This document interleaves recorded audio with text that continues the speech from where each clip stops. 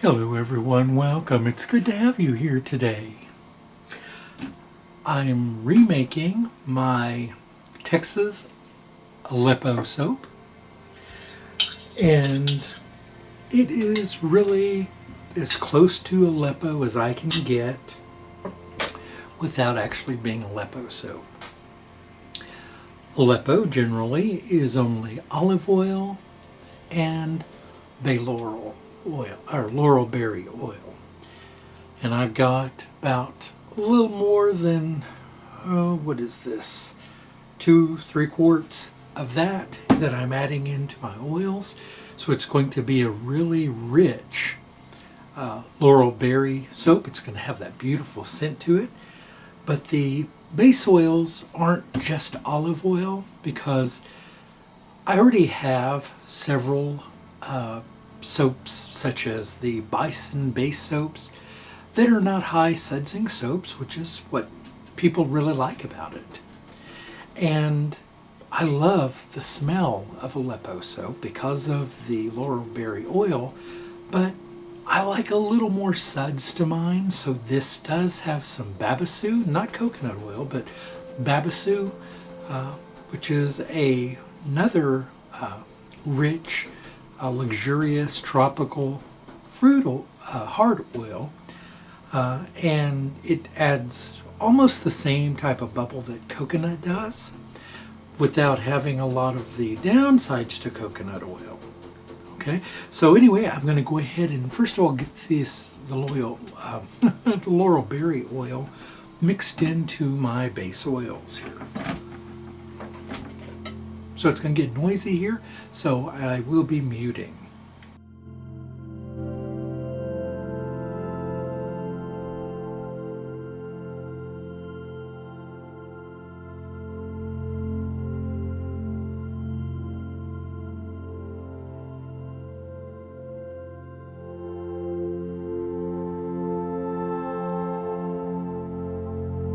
Now I do want to scrape this out because I don't want to lose a single drop of this very thick, viscous, wonderful fruit oil.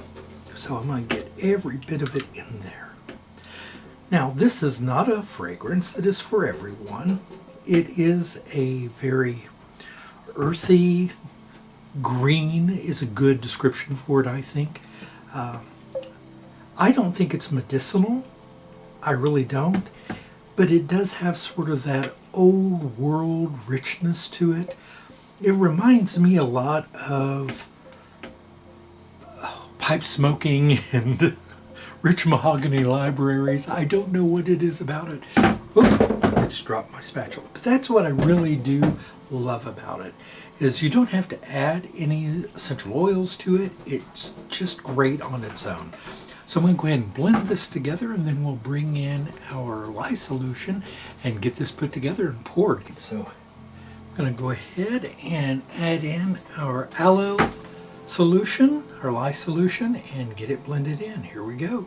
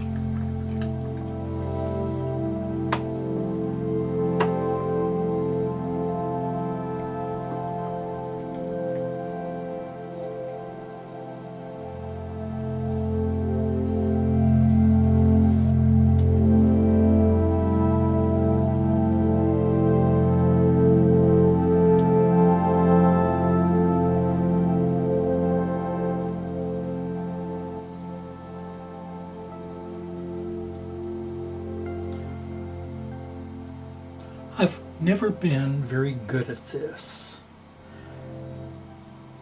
My mother was so skilled at spooning a soap, and I never caught on. And I've watched other people do it. Mine always just comes out looking like doo-doo. The cut soaps look fine. I mean, because, quite frankly, they just look good.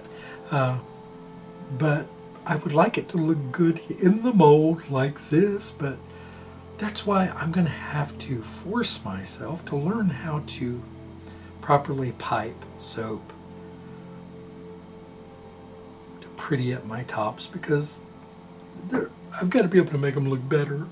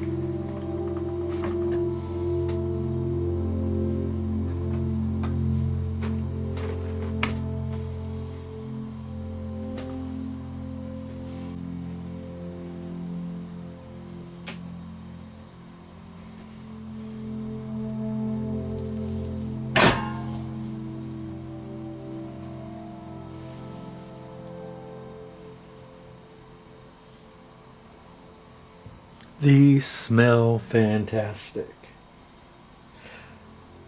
I know they're just a solid color. There's no variation in them. They're just one thing, right?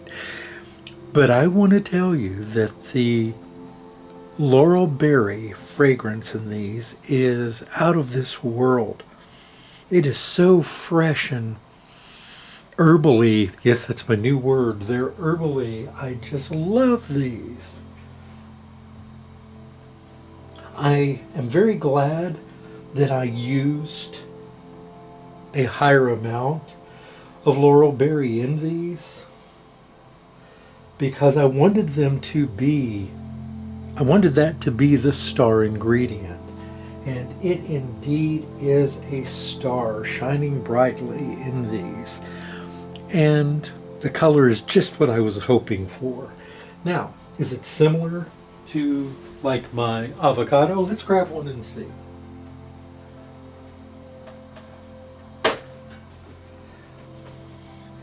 You'll see the avocado are a lighter color. They're not quite as dark. Now these two will lighten, but I believe because of the amount of extra spinach and kale in these that they will retain their color better. But I'm quite pleased with these. These will have to cure for a good 6 to 8 weeks. However, because I did add the additional babassu to them, they are good and firm. They won't have to cure as long as normal Aleppo soaps will. But those have their place too, and I actually have some of those curing. They're going to be curing for another 5 months because they are only laurel berry and olive oil. But these are just the end pieces. These will be ready much sooner, and I love that I can have the laurel berry as the star ingredient, the only fragrance, and naturally colored. I think these will go a long way to becoming a star amongst my stable of soaps, because in the past these have always been Aleppo based soaps, have always been very popular,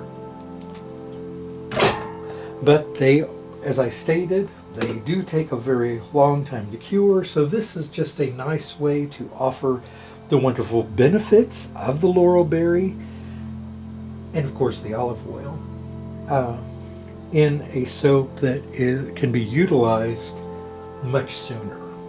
That's why I made a really good sized batch of this, because I wanted to make it available to a larger audience. So really enjoyed putting these together. I know that, oh, by the way, yes, I have the camera in a different location. A lot of times I have the camera down overhead, and I'm going to be honest with you right now. For a very long time, I did not like going on camera at all. I'm still not a fan of going on camera. You know, I don't mind taking a photograph for the thumbnails and things like that. And a few comments have been made about those two, and I think that's really nice that people do comment. But the truth is, video is something that I'm still not terribly comfortable with doing. I'm planning on doing more of it and trying to go on camera more, and this is sort of my beginning of that stage of showing more of me in the video. And I know the overhead shots are, you know, all you are seeing are the ingredients. At least here, a little more of me as in the video. And eventually, I will have a camera. I'm going to try to do some front-facing videos as I move things around.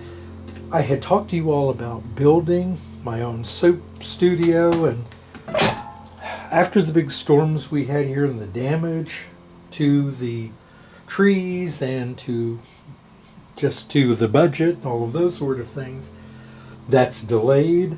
So what I decided to do in the meantime is to rearrange my own in-home soap studio. I've expanded and taken over a big part of my house, which already took up a couple of rooms.